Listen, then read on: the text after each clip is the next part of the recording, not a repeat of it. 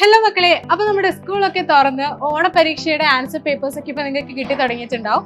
അപ്പൊ ഏതൊക്കെ സബ്ജക്റ്റിന്റെ answer papers കിട്ടി, എത്ര മാർക്ക് ഉണ്ട് എന്നിങ്ങനെയുള്ള കാര്യങ്ങളൊക്കെ താഴെ കമന്റ് ബോക്സിൽ നിങ്ങൾ എന്തായാലും അറിയിക്കുക കേട്ടോ. അപ്പൊ ചില സബ്ജക്റ്റിൽ നിങ്ങൾ വിചാരിച്ചതിലധികം മാർക്ക് നിങ്ങൾക്ക് സ്കോർ ചെയ്യാൻ പറ്റിയിട്ടുണ്ടാവും. അപ്പൊ ആ സബ്ജക്റ്റുകൾ അങ്ങനെ തന്നെ ഇനിയും നന്നായിട്ട് തന്നെ പഠിച്ച് നിങ്ങൾ മുന്നോട്ട് പോവാ.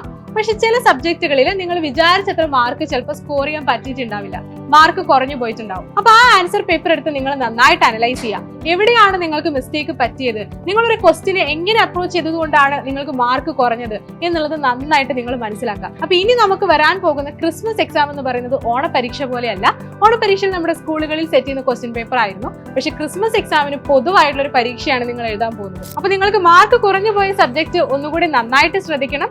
ഇനി വരുന്ന ക്രിസ്മസ് എക്സാമിലേക്ക് കുറച്ചുകൂടി കൺസെപ്റ്റ് ഓറിയന്റഡ് ആയിട്ട്, കുറച്ചുകൂടി ഡീപ്പായിട്ട് ഈ സബ്ജക്റ്റുകളുടെ പ്രിപ്പറേഷൻ നമ്മൾ മുന്നോട്ട് കൊണ്ടുവരേണ്ടതായിട്ടുണ്ട്. അപ്പൊ നമ്മുടെ യുവാ ബാച്ചിലെ ക്രിസ്മസ് എക്സാമിലേക്ക് വേണ്ട പോർഷൻസിന്റെ ഒക്കെ ക്ലാസ്സുകൾ ഓൾറെഡി സ്റ്റാർട്ട് ചെയ്തിട്ടുണ്ട്. അപ്പൊ ഇനിയും ജോയിൻ ചെയ്യാനായിട്ട് ആരെങ്കിലും ബാക്കി ഉണ്ടെങ്കിൽ പെട്ടെന്ന് തന്നെ ജോയിൻ ചെയ്യാം. അപ്പൊ ക്രിസ്മസ് എക്സാമിന് നന്നായിട്ട് തന്നെ നമ്മൾ പ്രിപ്പയർ ചെയ്ത് നന്നായിട്ട് തന്നെ നിങ്ങൾ എക്സാം അറ്റൻഡ് ചെയ്യുകയാണെന്നുണ്ടെങ്കിൽ പബ്ലിക് എക്സാമിലും അതുപോലെ തന്നെ നിങ്ങൾക്ക് മികച്ച മാർക്ക് സ്കോർ ചെയ്യാനായിട്ട് പറ്റും. അപ്പൊ ഇനി വരുന്ന പരീക്ഷകൾക്ക് വേണ്ടിയിട്ട് നമുക്ക് നന്നായിട്ട് തന്നെ പഠിച്ചു തുടങ്ങണം, നല്ല മാർക്ക് തന്നെ സ്കോർ ചെയ്യണം. അപ്പൊ ഹാപ്പി ലേണിംഗ്.